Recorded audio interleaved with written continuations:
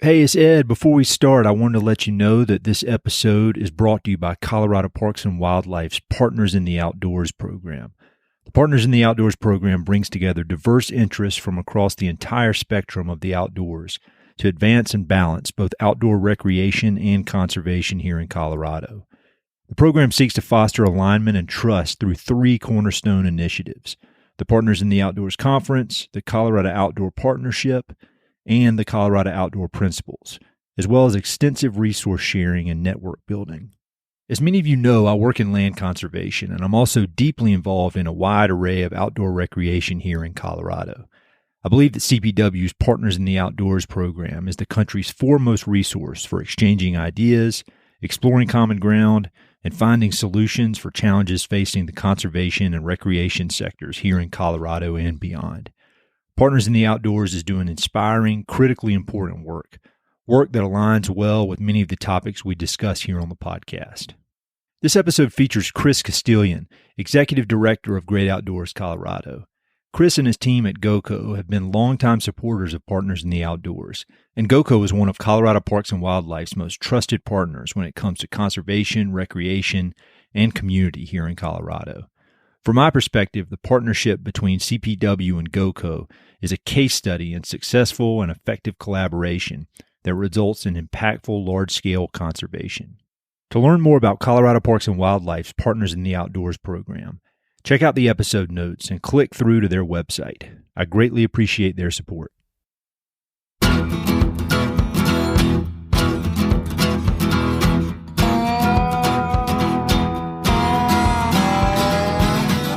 Hey, this is Ed Robertson, and this is the Mountain and Prairie Podcast, where I introduce you to some of the innovative individuals who are shaping the future of the American West. I meet most of these people through my work in land conservation or through my hobbies and interests that revolve around spending time up high in the mountains. My guests include ranchers, writers, entrepreneurs, conservationists, athletes, artists, adventurers, pretty much anyone who's doing important work, has an interesting story, and loves the American West. My guest today is Chris Castilian. Chris is the Executive Director of Great Outdoors Colorado, also known as GOCO, an organization that's committed more than $1.2 billion toward preserving and enhancing Colorado's parks, trails, wildlife, rivers, and open spaces. Founded in 1992, GOCO is truly a one-of-a-kind conservation funder. The organization invests a portion of Colorado lottery proceeds into a wide variety of critical projects, with a current emphasis on issues including equitable access and community vitality. GOCO's impact around Colorado is staggering. Its funding has conserved more than 1.2 million acres, added over 47,000 acres to the state park system, protected more than 1,000 miles of rivers, and much more. Chris is a native Coloradan, and all aspects of his professional success and his personal passions speak to his deep love of his home state and its wide open spaces.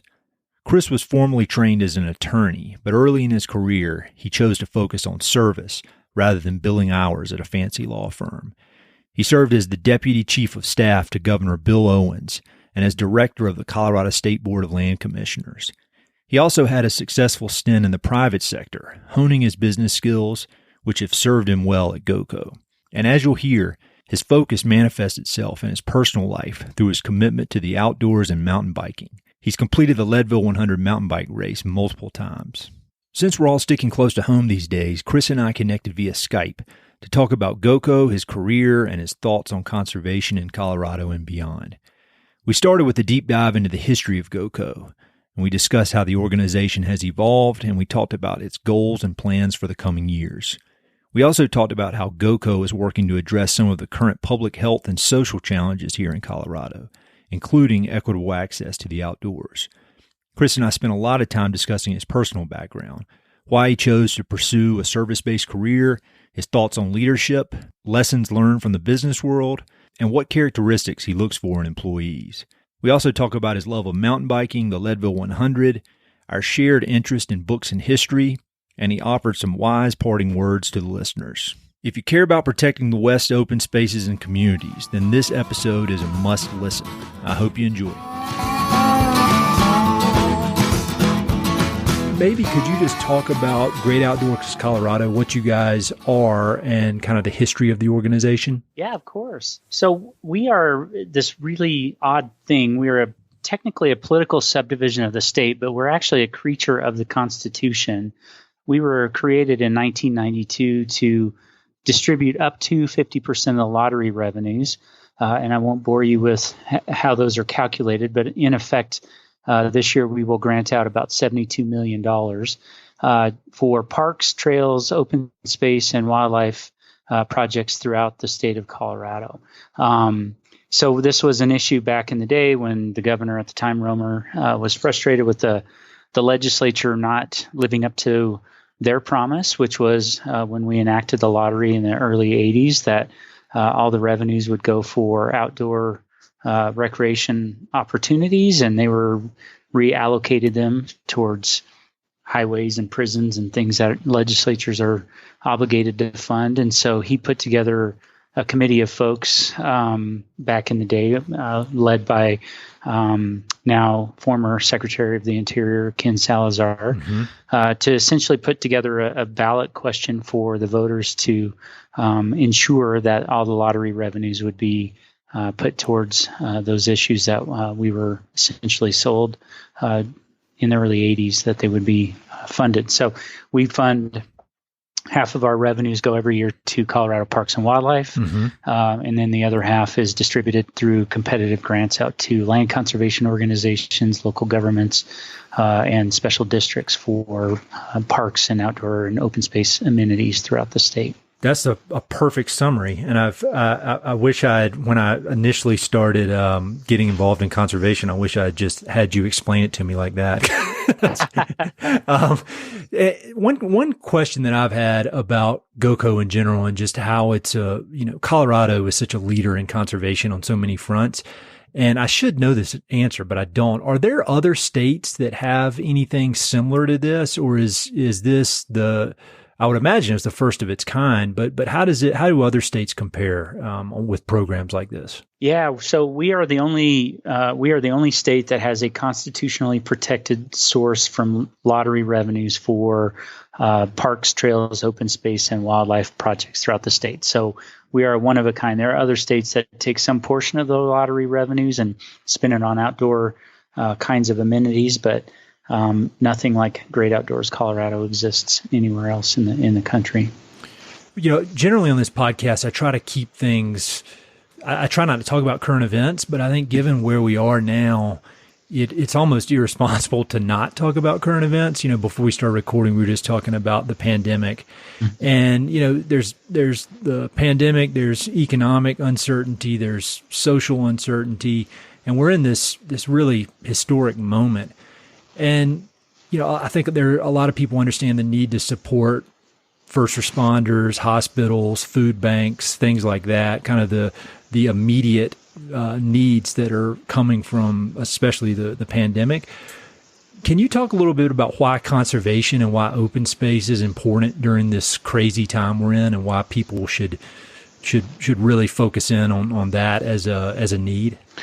Yeah, I mean, if you've set foot on a trail in the last 3 months, you'll certainly appreciate the value that outdoor recreation has provided for all of us that have been cooped up because of COVID. And so, really having, a lot of leadership from our friends in local governments who have, in many ways, ironically, for 20, 30 years now, some of these communities that have generally broken a little bit more conservative historically, politically than others, were many of the first to enact open space taxes on themselves, either sales or otherwise, to dedicate towards land conservation. And if you look at a community like Jefferson County, who, for years now has built trails that many of us that live in the Front Range here in the Denver metro area, at least, recreate on fairly regularly, they are bearing the brunt of COVID. And if it wasn't for their vision decades ago to start land conservation, start trail construction, start building these spaces that are close to home for us, we would all probably be walking down hot sidewalks in the middle of the summer, as opposed to being able to, get away to a mountain retreat, even if it is close by. So, I think conservation is, critical for all of us in both our physical health and our mental health, and certainly has been evidenced with the use of the recreation amenities that we have, close to where we all live these days because of COVID.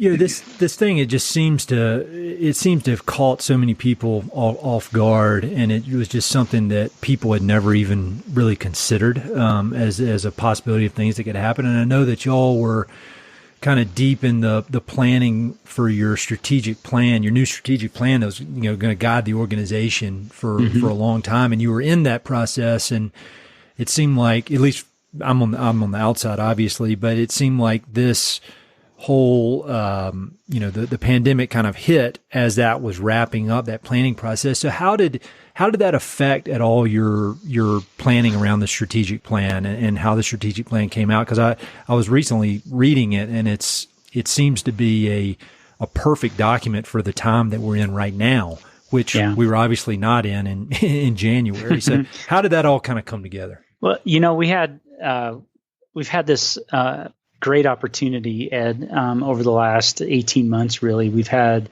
a board that has really wanted to think differently about the organization and has challenged us as staff to think differently about the organization.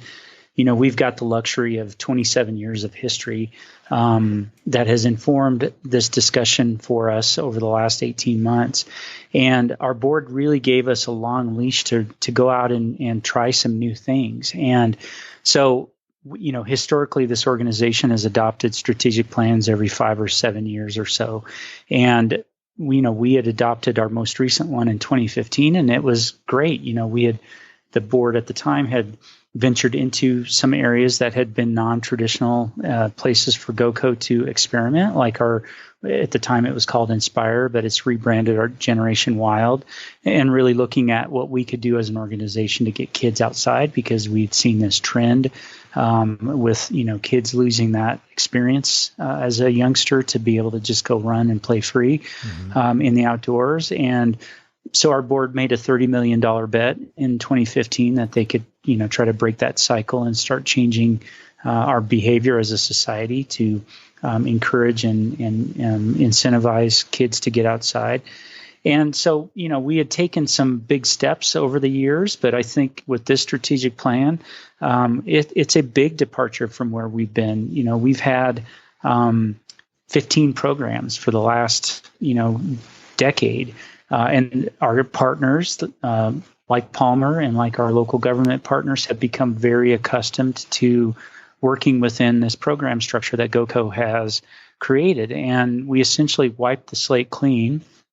And our board challenged us to think differently about how we fund. And, one of the exciting things about this is that our board has decided to, and this was, again, through a lot of work and a lot of interaction with our partners, and making sure that we could start to implement and become a values-based funder. And so if you look at historically, and this has been my critique since I've been at GOCO now for 3.5 years, is, we fund the best of what's in front of us at any given point in time. We create a program, we open that program application period up, we get a dozen or 80 or 100 applications, whatever the number is, and we allocate an amount of dollars of funding towards that particular program, and we fund down to that line. And occasionally we fund beyond that line. We, move money around because, that if we could just come up with another, $20,000, we could fund number 12 out of the list of 13 instead of, just the 12 or the 11. And so, we've been blessed. We have some great projects that we can look back on that we've partnered with, organizations throughout the state to build. And my question has always been, well, gosh, if we had just stopped at number 11 and instead of figured out a way to fund 12, what would we have done with that extra money? And we're at a place now where I think our board is comfortable with saying no. And part of that goes along with some of the other things we can talk about in the strategic plan. in terms of capacity and support for our partners to get to that place where they have a successful application. And we've done that in the past. When we say no, we'll sit down with the applicant and say, hey, gosh, if you just done this differently or that differently, we would have funded it. Well, what we're talking about with this new strategic plan is a soup to nuts concept. Like, we are literally your partner through this entire process so that we're not wasting your time in developing applications that are unsuccessful. Mm-hmm. And we're actually helping you make a better project because we may be able to bring in other entities and other partners into that particular project that you would have never thought about, never had the capacity to reach out to. And so we're looking at it, holistically now and saying, hey, gosh, instead of just building a school playground, why don't you build a community gathering spot that would, connect an underserved community across the river that has never had a bridge into this trail system, and look at, are we looking at multi-generational opportunities? So instead of just building that playground for the kids, are there, others, adults, seniors, whoever they may be, that could benefit from this particular project as well? So in many ways, we're kind of upgrading these projects, and making them probably a lot more expensive than they would have otherwise been. But rather than trying as an applicant to write a project application that fits within a very specific program that we've developed mm-hmm. with very specific caps in terms of dollar amounts and whatnot, we're saying, let's focus on the project, and let's, if money wasn't an issue, what would you have come in with? And could we work with you to build a project that is, more accessible to your community, that is a community-centered project where it's not just some city planner sitting in his office writing a project application. It's actually developed by the community so that it's used by that community mm-hmm. When it's awarded. So we're looking at it very differently, and it's going to be a very dynamic strategic plan. As I said, we've developed these values that will guide us, and we may need to change things as we go because we are constitutionally required to fund, substantially equally amongst all of our 4 quadrants, as we call them. And so a lot of these projects may end up falling in one quadrant or another, and we may need to adjust things to, kind of encourage other types of projects to come in the door. But it's a very flexible approach. It's very, as I said, value driven. And we've got a lot fewer programs in our portfolio now so that we have broader categories so that we're not tied down to, very small project program. We used to have a mini planning grant program. We used to have a planning grant program. We used to have a local government park program. These are all things that inherently create limitations on what those projects can be because we'll only fund $30,000 or we'll only go up to $300,000. With this new strategic plan, we have the ability to work with the community and make sure that we can help them see what's possible rather than being forced into a small box that we've created because of a program that we've developed. Internally, as the leader of that organization, I would think no matter what business you're in or what organization you're with, having a big change like that is, I would imagine, is pretty. It can be challenging. What was the impetus for that? I mean, was it a kind of a long time coming over the course of the last 5 years as you worked through the last strategic plan, or was there certain people that pushed it through? Was there a certain event that made people want to look at it differently? I mean, how did you guys decide to make such a big change? I think it's just there was no defining moment. Yeah. This has been an evolution over the last couple of years as we started as a staff and, working with our board, obviously, to think about what this next strategic plan would look like.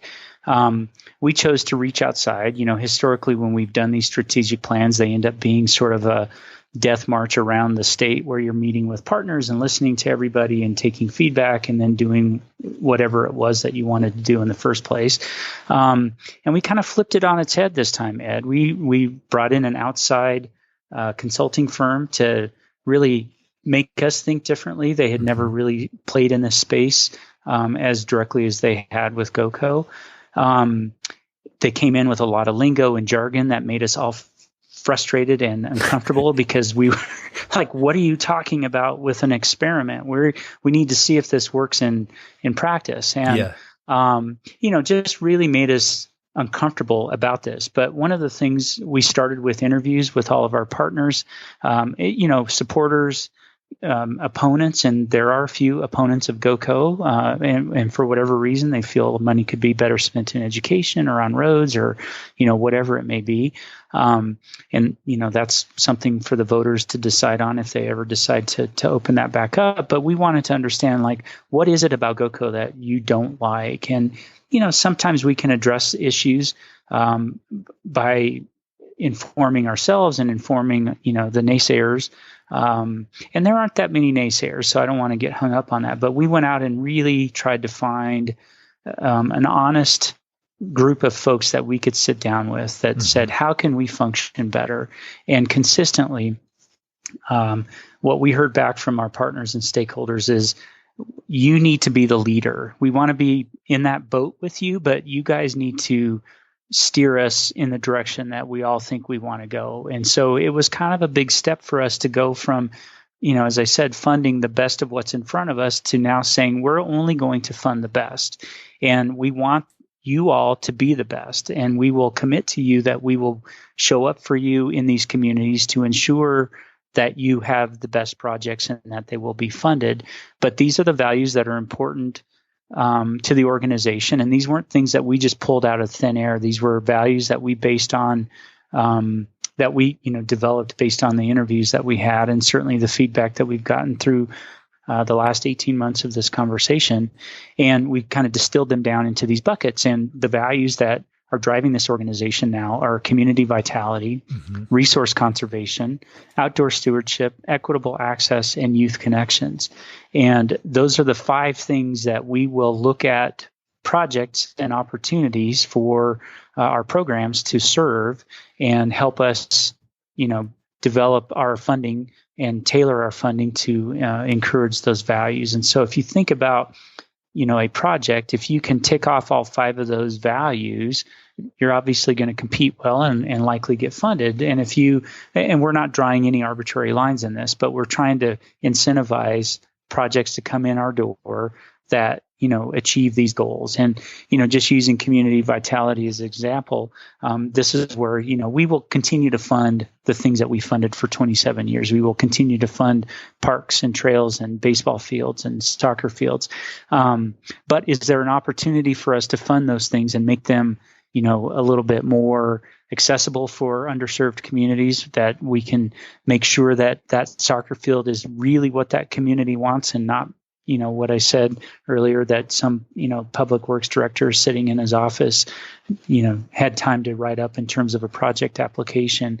We're really going to engage the community in these conversations to see what we can do better and differently for it. So long answer your question, there wasn't one event that kind of shifted our trajectory here. It was sort of this understanding that we could adopt values, that we could put ourselves in a leadership role, that we could bring along partners and learn from them as they learn from us, and make projects better and more reflective of the communities and priorities that we have throughout Colorado. I've only been officially in conservation full time for 2 years, but obviously closely connected with GOCO before that in my real estate work.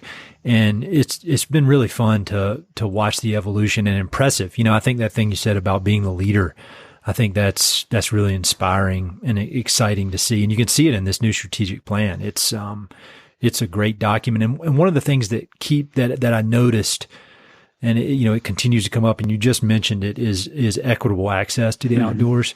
And I think that topic, it has, in the last maybe 2 months, has become a lot more front of mind for a lot of people, myself included. And could you maybe talk a little bit about that aspect of what GOCO is going to be doing around that issue? Because I feel like it's, for somebody like me who thinks about this stuff all the time, I admittedly had not thought about it deeply enough. And I've had a few people on the podcast that have helped me kind of figure out my thoughts on that more. But I think if somebody like me is blind to it, I would think a lot of other people would be as well. Maybe not. Maybe I'm the dumb one. But could you talk about that equitable access and why that's important? Yeah, I mean, it's a complicated issue, and like you, I am in a continuous learning mode about this. Going back, as I said, with our 2015 strategic plan, our board made a very deliberate effort and put a $30 million bet on the table to try to figure out how to break this cycle of kids not getting outside. And not by coincidence, we invested in 15 communities around the state that were largely underserved communities, and realized that these kids are going to be the future of Colorado, period. But certainly the future stewards of our great outdoors, the future, game and fish wardens, the future, park rangers. And if they didn't have this opportunity to experience the outdoors now as young kids, they're certainly not going to, in all likelihood, pick up that experience as they grew older. And so we have been working with, equity for a long time. And we decided that as a staff and as a board that we were going to operate through an equity lens. And one of our first conversations that we had about this strategic plan was to sit down with Dr. Nita Mosby Tyler, who is a renowned expert in Denver, actually throughout the country, but certainly we're lucky to have her here in Denver, and really learn how to put our money where our mouth is, quite frankly, because, I can't even begin to tell you, and you have probably seen this through your experience as well. I said to my coworkers one point a couple of years ago, I am never going to go to Jackson Hole, Wyoming, or Aspen or Snowmass to talk about equity again, because we are going to a place that is the least diverse place in the entire universe to have a conversation about equity. And it's offensive to me that we are doing that. And so when we brought Nita in, we really needed to learn and do some level setting amongst ourselves about what equity meant, both as a staff as well as a board. And when we say community in quotation marks, what does that mean? Is that, a people of color? Is that a, underserved rural community that may not have access to resources, but may not be, as reflective of diversity as we all aspire to? And in many ways, the flexibility with the strategic plan is that we have the ability to define community as our partners define community. But what we're really trying to accomplish, and this was literally hundreds of hours worth of work on our staff's time. We set up an equity task force within our staff so that we continue to create a culture of learning within the organization. We continue to reach out to Dr. Tyler, who gave us an incredible amount of wisdom and guidance on discussing these issues and really making them comfortable to talk about, because quite frankly, a lot of times they're not comfortable issues, and especially for a community, and I use that in quotation marks, like outdoor recreation, it's not diverse. And so when we're talking about this, we're trying to, put ourselves into other, folks' shoes, and that just isn't going to work. And so we need to think differently about how we approach these issues. And so we came up with a set of draft equity principles that we included in our discussion. As I said, everything we do going forward at GOCO will be through the equity lens. And we are going to ensure that every project we have meets these principles in some way or another. So we have accessibility, which is one of our equity principles. So what we're trying to do is remove barriers to ensure equal access to funding and staff and GOCO careers. We're trying to make our grant-making processes more efficient and straightforward. We are going to insist upon, as a second principle, a community-centered approach. This means we meet the communities where they are. We're not dragging them into Denver to come in and have a conversation with us, that we're actually going out to them to understand their situation and what we can do as GOCO as a funder to bring our resources to help them. We're going to consider the unique values and interests and cultures of each of those communities to help them fulfill its vision for what the projects that we can support. Our third principle is education and support. So as I said, we are in a culture of learning right now. We have spent a lot of time as staff trying to understand this. We've spent a lot of time engaging our board to understand what their intention is with this. We also need to provide those resources to our stakeholders and partners so that they can have the training and assistance and create those opportunities for shared learning. One of the most favorite days that I have at GOCO is when we bring all of our Generation Wild communities into Denver. Again, they're coming to show up where we are, but we're out there a lot in these communities. But we want to create this opportunity for them to have access to the other 15 or 14 coalitions around the state, and engage in learning and just, talk about what works, what doesn't work. We have bring a lot of experts to, train them on complicated issues related to all of this. And it's really just this invigorating couple of days where we have all these people who are passionate about the outdoors that are working with these communities around the state and really, breaking the mold for these kids to really become the future stewards of the great outdoors in Colorado. And then the last equity principle we have here is communications. We realize we talk a lot in jargon. We talk a lot in acronyms. We talk a lot in, a variety of kinds of language that may not be accessible for a lot of folks. And so we need to make sure we're breaking down our communications so that they are, asset-based, that we use jargon-free language, that we, leverage all of the communications channels we have to share authentic community-centered stories so that, there isn't any kind of an intimidation factor about having access to GOCO and, the funding and the learning and the opportunities that we can provide throughout the state. So I'm really proud of the organization for stepping into this space. And as you kind of alluded to earlier with the question, from a timing perspective, we've been working on this for 18 months. And it's gotten us to this place where we know a little bit about this and we feel like we're going in the right direction. Dr. Tyler always tells us, it's progress, not perfection. And so we've steered the ship, I think, in a pretty significant way to focus on equity going forward. And this was all, coincidental to everything that's been going on with Black Lives Matter and all, the events that we've seen over the last few months here transpire. So hopefully we can start, steer the ship a little more quickly into that space. But we're doing our level best to really put our money where our mouth is and, look at everything through this equity lens. Yeah, it's pretty amazing, how you guys have been, you've been doing it for a long time, but then this very focused work for 18 months or so, and you were able to just build this foundation that is perfectly suited for this time we find ourselves in that a lot of people were not expecting. And I mean, think about if you're having to start the process now. Yeah. It's very cool. You got psychic abilities or something. Well, yeah, I don't know about that. I credit my team for pushing us. This has been a constant passion for them over the last few years. And certainly, I'll share one small anecdote. When I started at GOCO, I had read, obviously about Inspire and tried to understand what this was. And get kids outside. It just didn't make a lot of sense.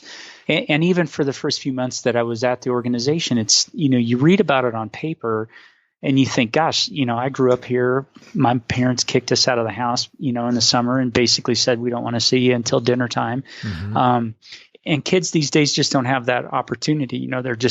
It's either on the screen, and certainly more so these days with COVID, or they're in gymnastics practice, or they're in soccer practice, or they're in school, and you just don't have those experiences anymore. And we went up to Leadville to visit the Great Outdoors Leadville Coalition, and it's truly inspiring, and that's where the word came from for this program. These kids. Large Hispanic population in Leadville because it is one of the last affordable places to live. Both parents typically drive down Valley to work in Vail and Copper Mountain, when often work two jobs. And these kids go from school to home, back to school, back to home.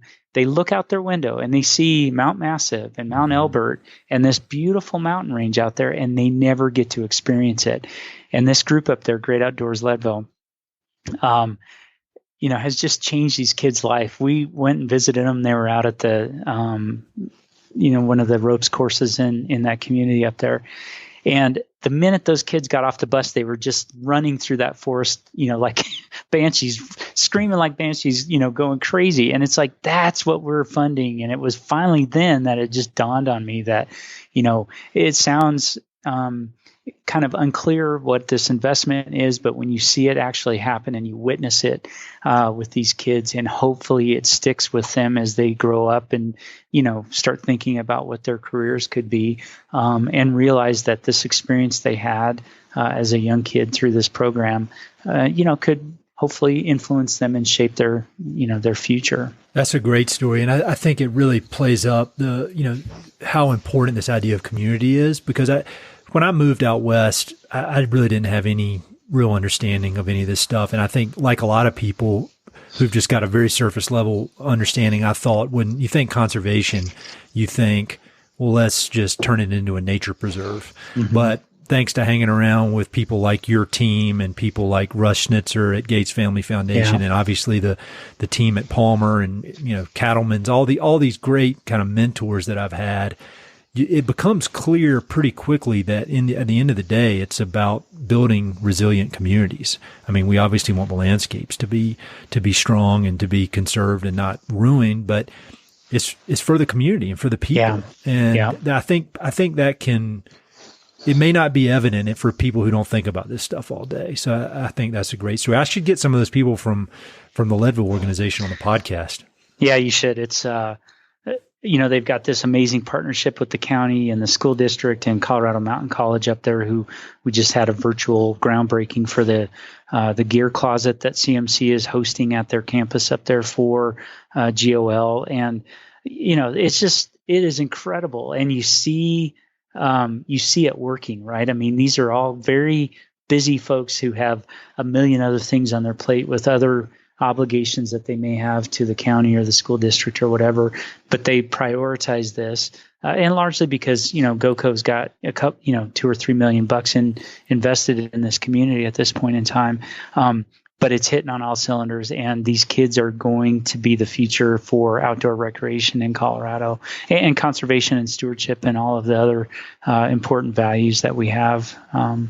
And you can see it. You can see that spark has been lit in these kids. Yeah, that's really cool to see, and without it, like you said earlier, without that, I mean, they're not going to be interested in conservation if they don't never spend any time outdoors.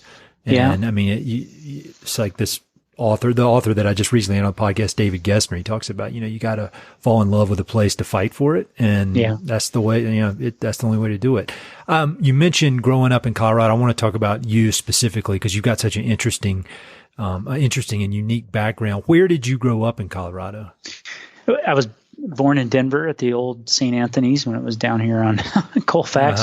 Uh-huh. And then early in my life, my mom grew up in North Denver.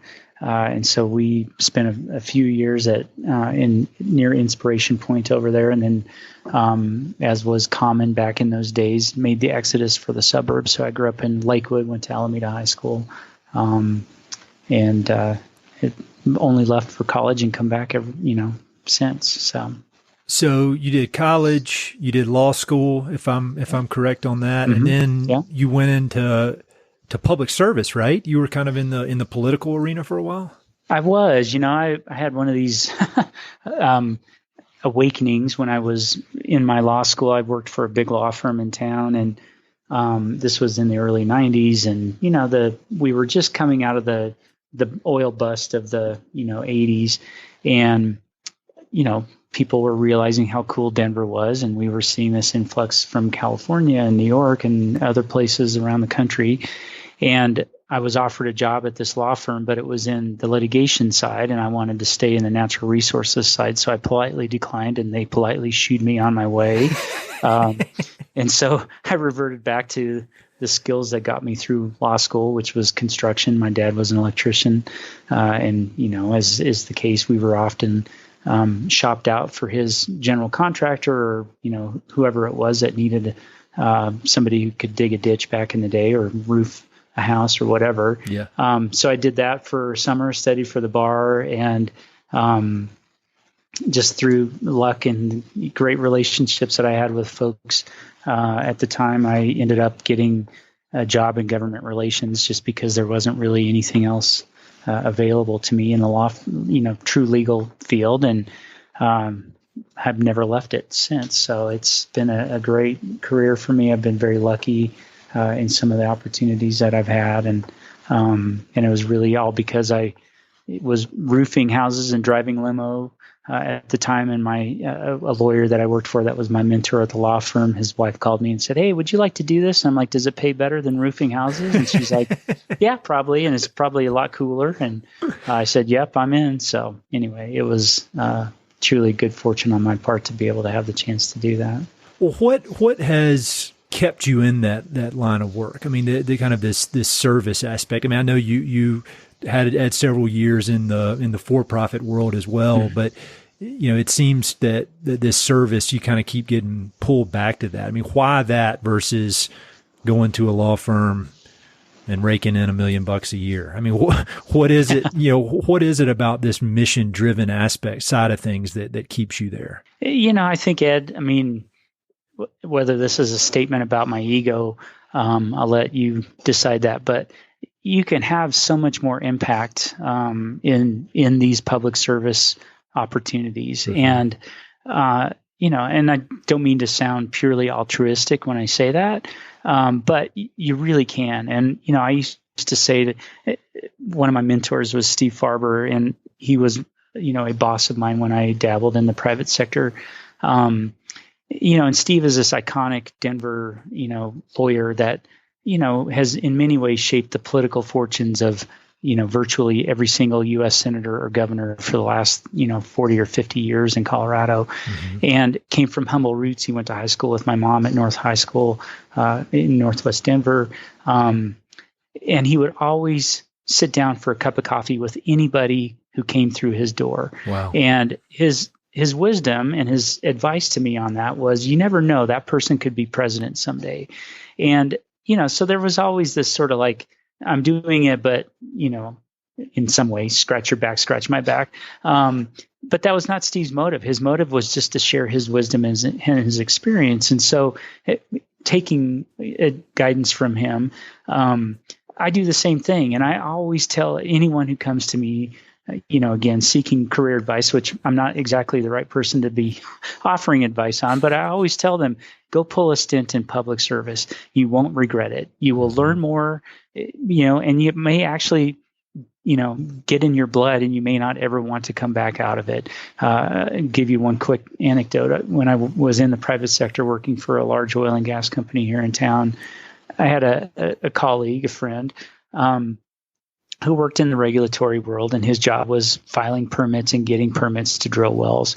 And that was his function, and basically automated. It's really not a lot of creativity, not a lot of ability to grow, at least in that particular role. And he would come, and he had sort of a political bug. He was pretty active in local politics in the community he lived. And he said, what can I do? And I said, you need to go apply for the job over at the Oil and Gas Commission. Mm-hmm. And he kind of looked at me and he said, why would I give up, this job that pays well, great benefits, stock, all that kind of stuff that you get typically in a company like that, to go do that? And I said, you won't regret it. You will go over there. You will learn more in whatever period of time you spend, in that organization, and you're doing something, for the greater good, for the community at large, as a regulator instead of the regulated entity. And he did. He left and he went and became, deputy director over there. Wow. I think he was there for 3 or 4 years, and finally bounced back into the private sector. But he's coming back into the private sector with that public sector mentality and that, that obligation to do community service and do something, bigger than what it is for yourself. And he's, continues to thank me to this day for giving him that nudge in that direction. And in many ways, it's because of my experience. I have had some amazing, fulfilling opportunities in the private sector, but none as much as what I've had in the public sector.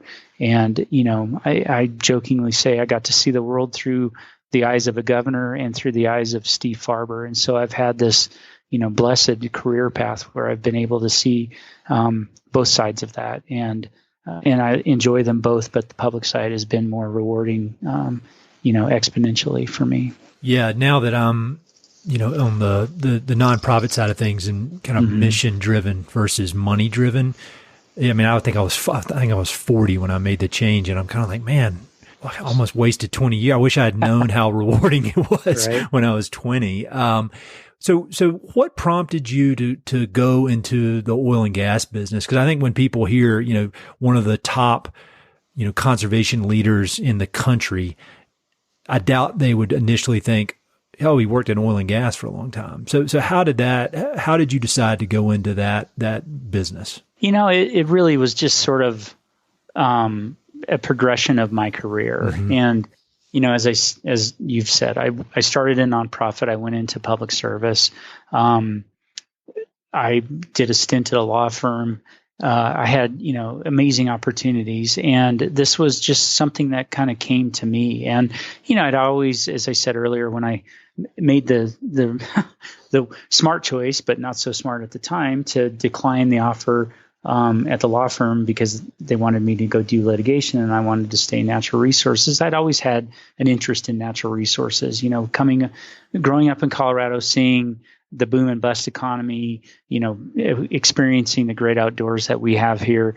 That was just always my passion. And so, being conservation minded and working in oil and gas may sound like a dichotomy to some folks, but it really isn't. A lot of the folks that I worked with at Anadarko were very conservation minded and very much outdoor recreationalists or sportsmen or whatever, and many of them explored the career in oil and gas because they could get paid a very good wage to be outside. A lot of these folks started in the field working on drilling rigs, working on production tanks, and spent their time in the outdoors, and oftentimes in places where there weren't a lot of people, like Vernal, Utah, or the coal bed methane basin up in northeast Wyoming, and we're part of those communities. And so, as I said, it's not really a dichotomy. Again, it's not the reason that I chose to go in that industry. In many ways, I felt like I could bring some sense of experience and practicality to that industry because I had dealt with them and usually on the opposite side of issues for many, many years. Yeah. And they had this mindset for decades in Colorado, like we're the dominant estate and the property rights, and we can come on and we can ruin your crops to drill our well. And they had this very arrogant mindset, and that had started to change. And I like to think that I played a small part in changing their mindset that, in many ways, that farmer, instead of, if you were willing to work with them to site that well location and not take out 40 acres of his, very expensive corn that he's spent time on, and not do it in the middle of, the summer so that you're, costing him a lot of extra time and money, that he could become an ally to you if you approached that relationship a little bit differently.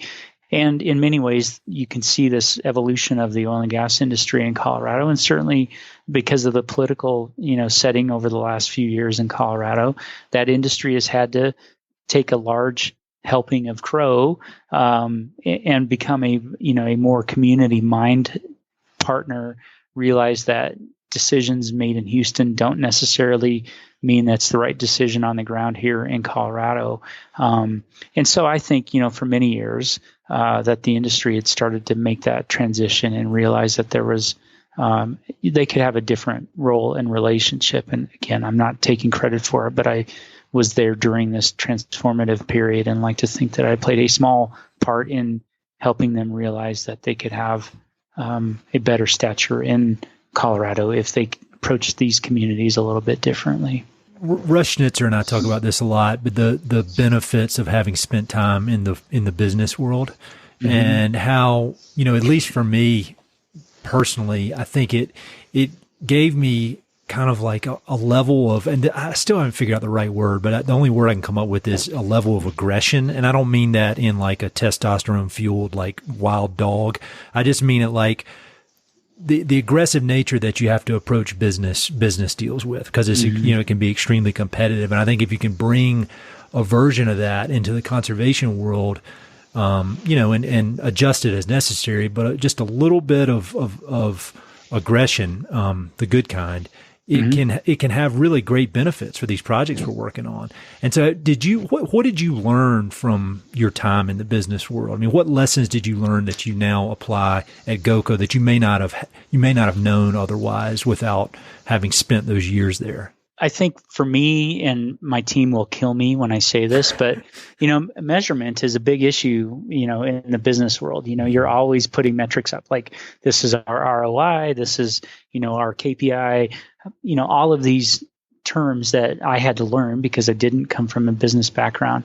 But they're important for us because I do think, especially in the conservation and, the mindset that as a funder, we, for many years, and if you look around to some of our friends in the foundation world, if the money goes out the door, you check the box, you've accomplished your goal. And in many ways, that is accomplishing a goal. There's absolutely nothing in the Constitution that says you, GOCO, shall have this kind of an impact out there.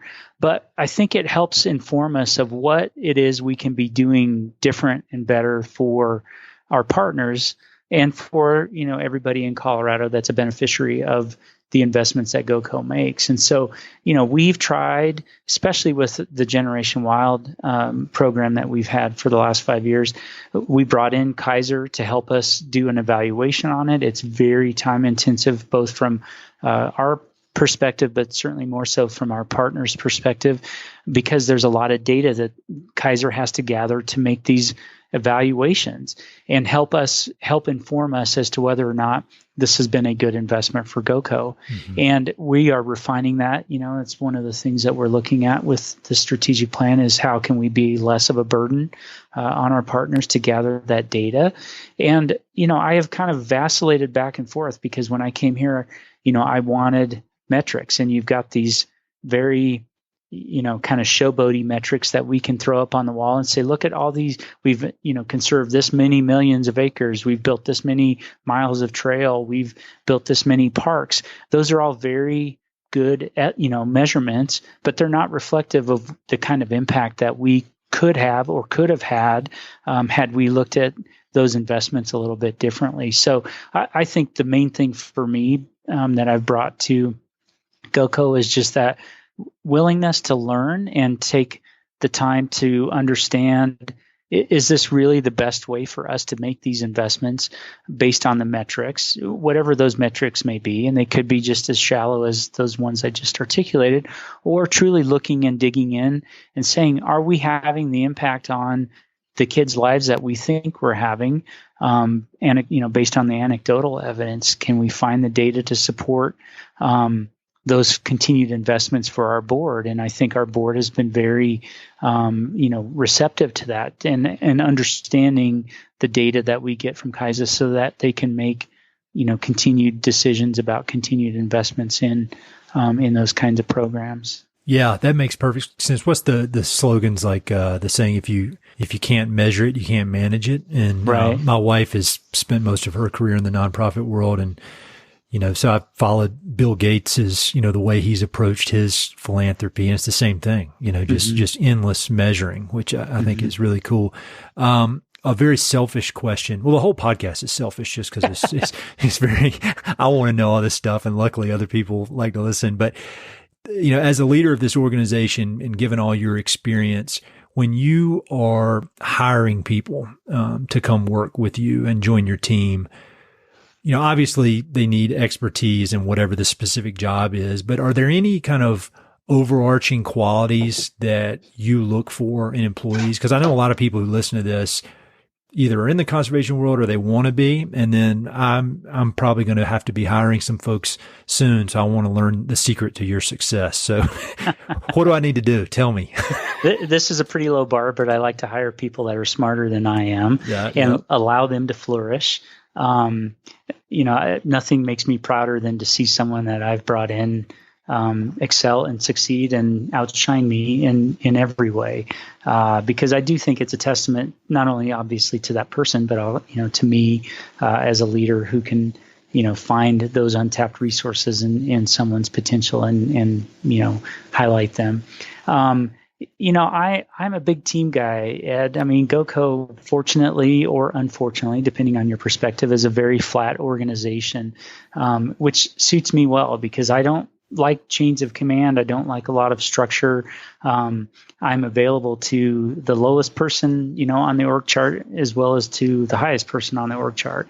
And I want to make sure that we are building an organization that people want to come work at, because we need to attract that kind of talent, because in many ways, we are, this organization that, like it or not, it doesn't have a lot of accountability other than to our board. And so I want folks who are there who always want to do things better, challenge the thinking, see if we can change, and improve and, continue the impacts that, this organization has had for the last 27 years.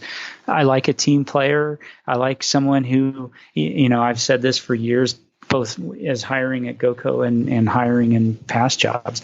I want to work with people that I enjoy personally. Mm-hmm. And if they're a little shallow on the resume, but they have that talent and that ability and our willingness to grow and learn, I'll pick the person I want to work with over the person with the perfect resume, just because I've seen what cultivation of this talent, can bring to the organization, but also to me professionally and to that person professionally. So, I tend to not be impressed with Ivy League educated, blah-de-blah. I tend to be, impressed with somebody who's been out, getting their hands dirty, who's done a diverse set of experiences that can bring all of that experience to this role, who's expressed a willingness to grow and learn. And, I feel like we can always groom someone like that into the role, but it's often harder to peel away some of the other layers if they've been ensconced in this mindset that, I went to an Ivy League school. And so therefore, I know everything. It's like, yeah, let's see. But that could be just my resentment at not being able to go to some of those schools. But I found, somebody who has a diverse set of experiences is far more preferable to me than someone who has a narrow set that may have an impeccable resume. No, I agree with you. I think having curiosity and a work ethic can carry you a long way. There's a funny story. This guy, probably the most successful business person I've ever met. One time he was talking about Harvard MBAs, and he was kind of scoffing at them. And he said, and this guy's got several $1 billion. And he said, yeah, I love meeting a Harvard MBA because I know every time I'm going to pick his pocket. I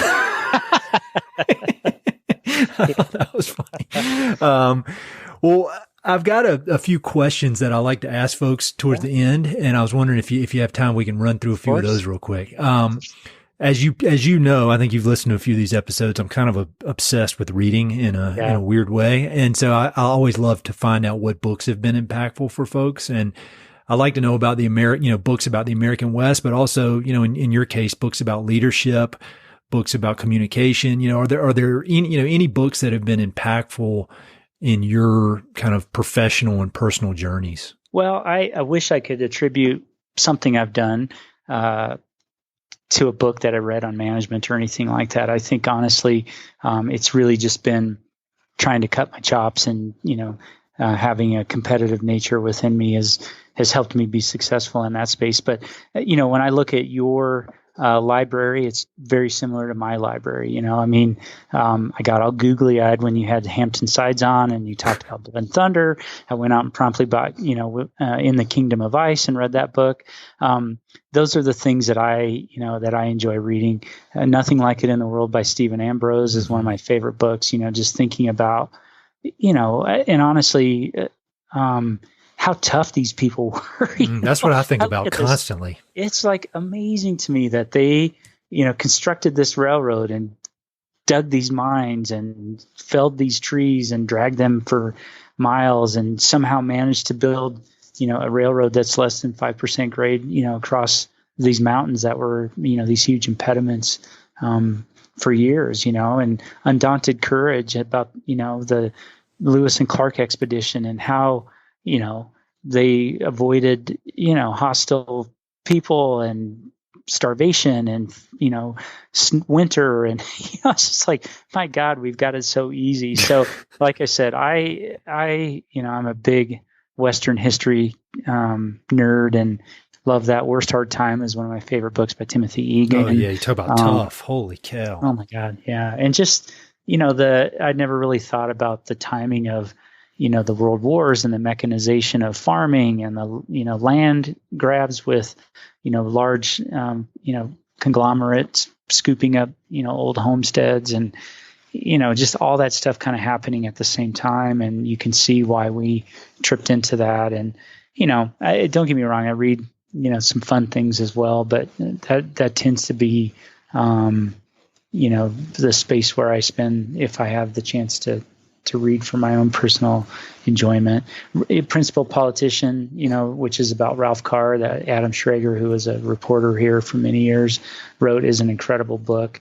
Gives you a glimpse at this guy that, opposed Japanese internment camps, and it cost him his political career, but stood up for that and what he believed was right.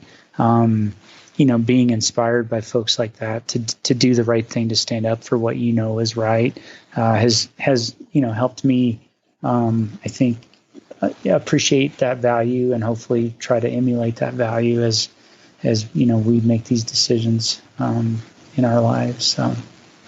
So yeah, those are all great books. I have not read Principal Politician, and I don't think anybody's mentioned it. So that's cool. I'll have links to all those on the website so people can click through. What do you do for fun outdoors? I think I know the answer to this, but I'm not going to answer it for you. I do. I mean, I am out. Oddly, I know this is going to surprise you considering the organization that I work for, but I spend my life outdoors. So for many, many years, I raced mountain bikes. I didn't know you raced. I knew you were a big mountain biker. I didn't know you were that serious about it. That's awesome. By race, I mean like comfortable middle of the pack kind of guy. That's better than me. I'm like racing the cutoff. Yeah, well, there were times that was the case too. But I started doing the Leadville 100 back in the late 90s and did that 12 times and then kind of spilled over into the Breck Epic, which was a 6-day stage race up in Breckenridge. And I just love that. And again, I'm not the guy at the front of the pack. I'm the guy that looks at this as, a supported scenic mountain bike ride that I don't have to worry about carrying 50 pounds of water because there's an aid station, 10 or 15 miles ahead of me. So I do that. I do a lot of backcountry skiing, gotten into that over the last few years. And just it's a great way to explore and get my dogs outside and let them run and enjoy the mountains away from the I-70 corridor. I have a renovated old Airstream trailer that I drag around with me and enjoy just camping in that when we get the chance. Try to get to state parks around Colorado and enjoy that experience. So yeah, anything outside I'm game for. Do a lot of hiking. I've done 23 or 24 14ers and need to get those back on my list now that I've stopped all the mountain biking, at least the racing side of it. So yeah. When was the first time you did the Leadville 100? In 1999. Oh, wow.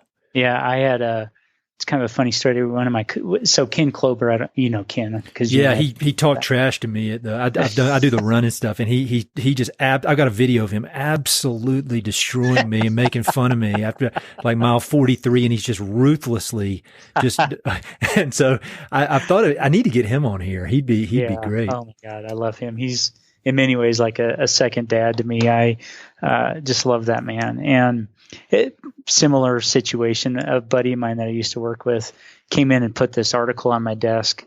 And keep in mind, I was probably 225 pounds. At the time, I'd been spending this lifestyle of lobbying where you were eating out all the time, not really focused on exercising that much. And he put this article on my desk from Outside Magazine. It was called High Lonesome Pain. And it was written by a guy who had done the Leadville the year before.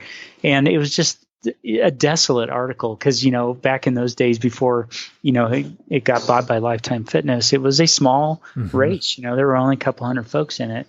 And there were many points during that race where you were literally the only person within eyeshot. And you were wondering often, am I still on course? Did everybody quit? Why am I alone out here? And he said, we should do this. And so we went and talked to Ken, and he sort of goaded us into doing it. And I still have no idea how I finished it that first year, just under 11 hours. But I did, and then I got the bug and came back for more every year. I only had one DNF because of hypothermia actually it was my second year in it. And just fell in love with that community, fell in love with what Ken and Mary Lee have done for Leadville, fell in love with all the people that you got to ride with every year that you'd see, for those 10 or 12 hours a day, during the day in Leadville in August. And, just love it. Love everything they've done, and did it in many ways for myself, but also did it to show my support for Ken and what they've done, and Mary Lee for what they've done for that community.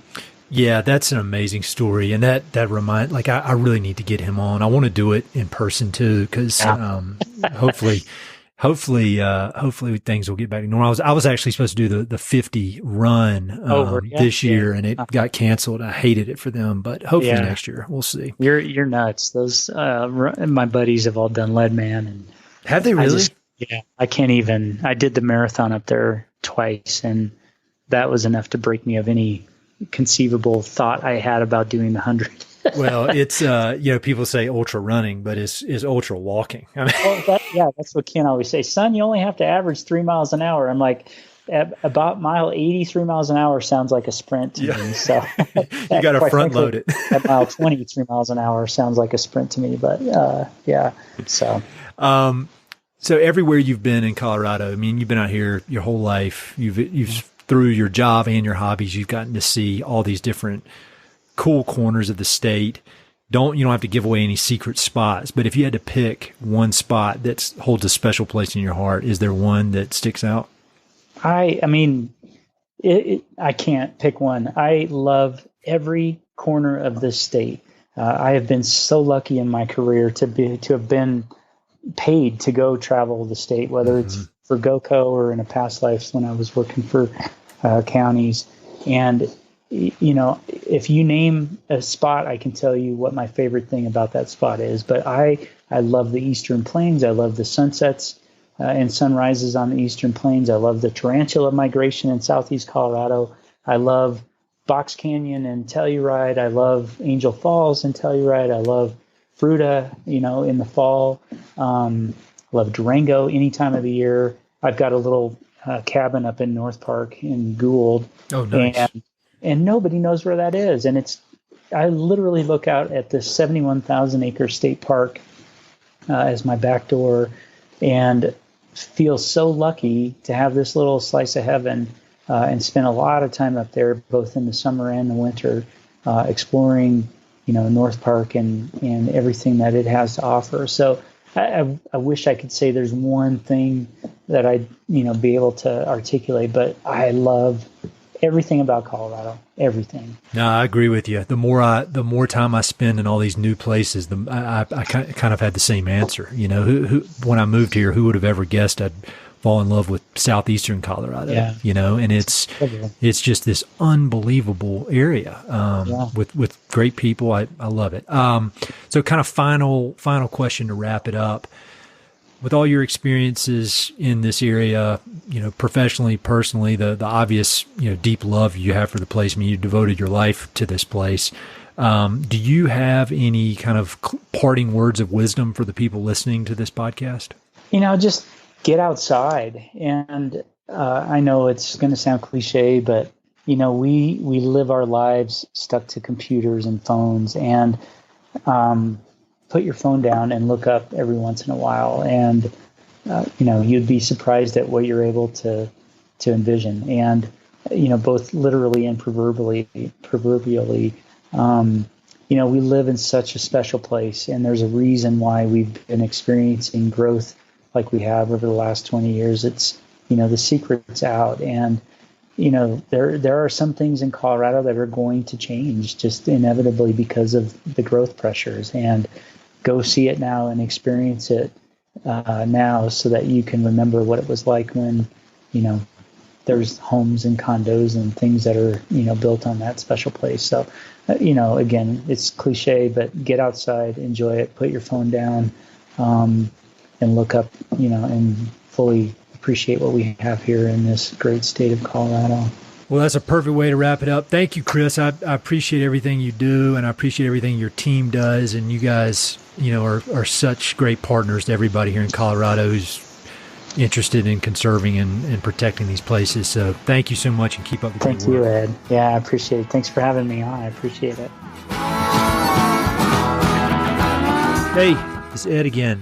Thanks so much for listening to the podcast, and thanks for listening to that particular episode. I hope you enjoyed it. Before you go, I've got 3 quick things. Number 1, if you like the podcast, please do me a huge favor.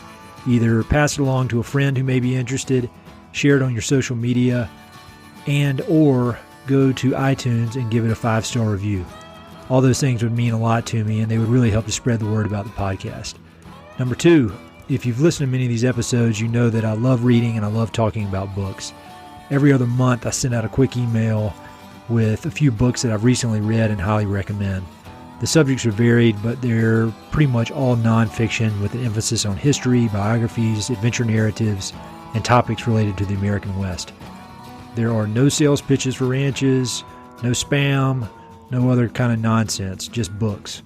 So if you'd like to sign up for the list, head to Mountain and Prairie/reading, or just go to Mountain and Prairie and there's a massive tab at the top that says book recommendations. Click on it. There are a ton of good books that I've read. Some of the old email lists are on there. You can go crazy. There are a lot of books. And finally, if you know anyone I should interview for the podcast, please don't hesitate to reach out and let me know.